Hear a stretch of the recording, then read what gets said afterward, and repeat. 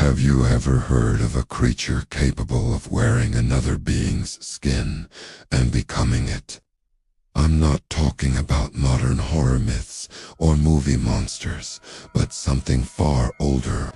Something that, according to the Navajo, truly walks among us. They call it Yi Nal Delushi, the one who walks in the skin, a dark entity born from forbidden rituals and shadowed pacts. They say that, at night, across the vast deserts, when the wind whispers warnings through the rocks, its yellow eyes gleam from the darkness, silently watching. Some claim to have heard its footsteps. Others swear they saw coyotes standing upright, staring at them as if it knew their name. What is this force that crosses the boundary between flesh and spirit? A curse, a punishment, or something much older than human fear itself? Introduction. Approx 2,000 characters among the Navajo people. The fear of what must not be named is as ancient as the red mountains that guard the deserts of Arizona and New Mexico. They believe that certain words hold power and that speaking them aloud might draw evil closer. That's why few dare to talk openly about the Skinwalkers. According to tradition, they are corrupted sorcerers, men and women who turned against the sacred teachings of their people and used their spiritual gifts to serve darkness. I remember the first time I heard a Skinwalker story told by someone who swore they had seen one. It was a cold night in the Utah desert. The wind howled through the rocks, and the old Navajo man speaking kept his gaze fixed on the fire, as if looking into the darkness itself would invite danger. He said it all began with a respected man, a healer known for his wisdom and spiritual strength. But pride and the hunger for power led him astray from the path of harmony. He began seeking the secrets of forbidden rituals, learning to summon forces no human was meant to control. One night, he vanished, and when he returned, something in his eyes had changed. Animals started disappearing. People heard footsteps along the cliffs and distant screams carried by the wind.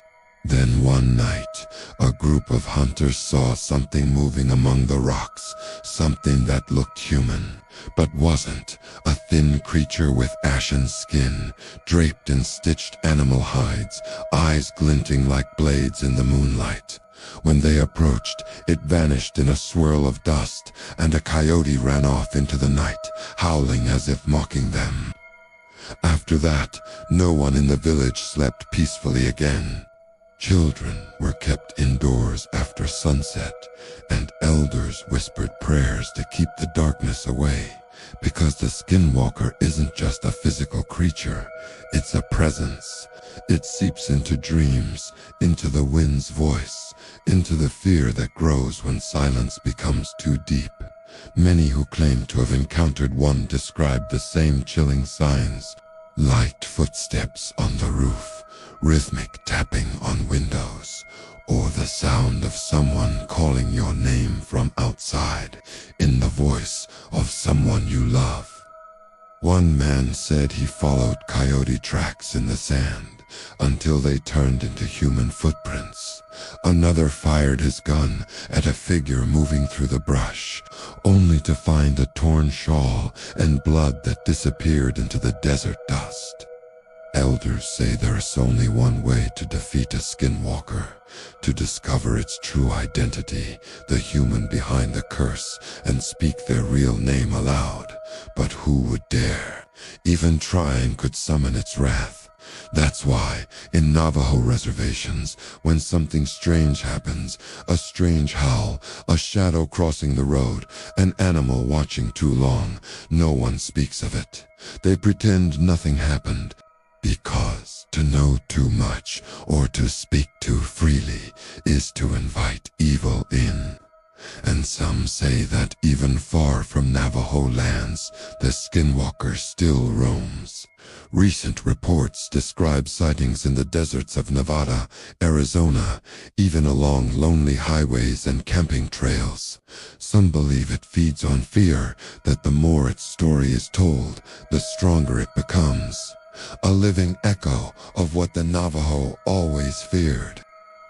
The corrupted power of someone who forgot their own name and chose to live forever in another creature's skin.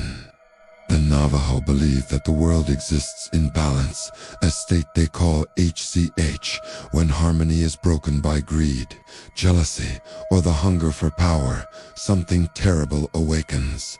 Those who wish to become skinwalkers must undergo a forbidden ritual, one that requires committing the most impure act imaginable, taking the life of someone they love.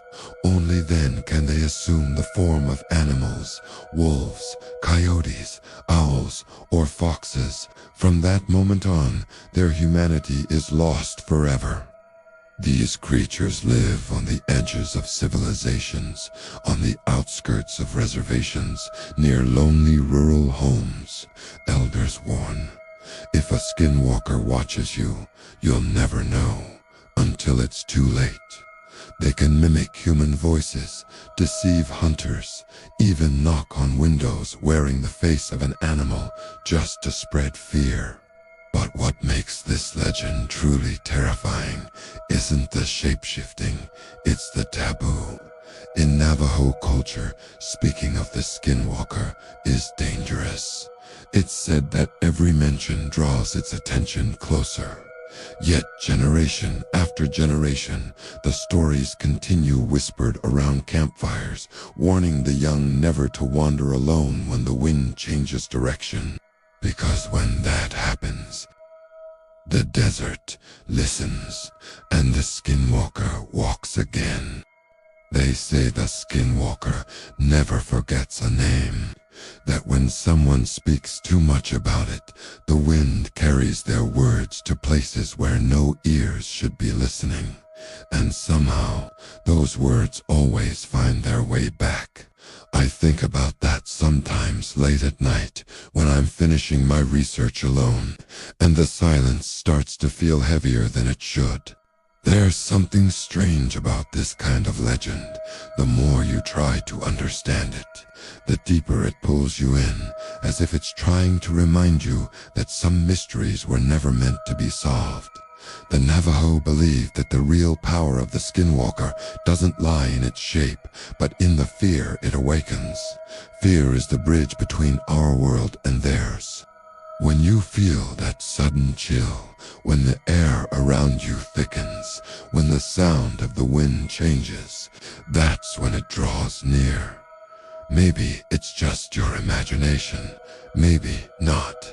But one thing is certain, some stories aren't just told, they listen back. And if, while you were hearing this story, you thought something moved in the darkness around you, it might be best not to look right now.